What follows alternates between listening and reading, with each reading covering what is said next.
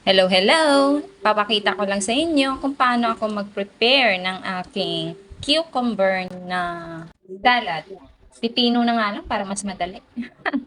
Ayan na guys, nai-prepare ko na ang aking pipino, onions, tomatoes, and then, ayan, yung ating tatlong salted egg. Ang hirap ng salted egg na to. Bakit? Kasi may kulay pa, kulay pula, nahahawa sa kamay.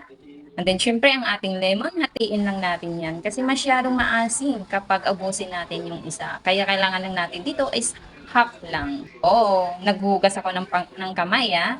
Then, ang ating ground pepper at naglagay din ako ng kain para may kaunting spice. Haluin lang natin to ng maigi. Naglagay ako ng salt para sa pag-balance ng taste. Kasi yung salted egg, hindi po masyadong maalat para naman makuha po yung tamang lasa niya.